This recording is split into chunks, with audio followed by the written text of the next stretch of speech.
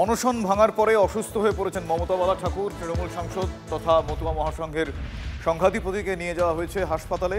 SIR আবহে নিঃশর্ত নাগরিকত্বের দাবিতে টানা 12 দিন ধরে অনশনে ছিলেন মমতা বালাপন্থী মতুয়াদের বেশ কয়েকদিন আগে অনশন শুরু করেন মমতা বালা ঠাকুরও।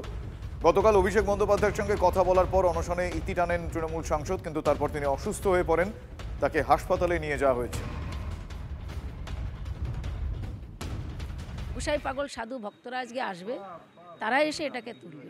আমরা যে লড়াইটা লড়ছি সেই লড়াইটা আরও বৃহত্তর আকারে যদি আমরা নিয়ে যেতে পারি, সেটা অধীর রঞ্জন চৌধুরীও বলেছে, অভিষেকও বলেছে, বিভিন্ন সিপিএম থেকে এসেছে তারাও বলেছে, বিভিন্ন লোকে একই কথা যে এটাকে আমরা এখানে বসেছি, এখান থেকে দিল্লিতে যদি আমরা নিয়ে যেতে পারি এই আন্দোলনকে, তাহলে আমাদের কাজটা সাকসেস। আমাদের মেন হচ্ছে কাজ হওয়া দরকার, আমাদের মানুষগুলো যাতে বেনাগরিক না হয়।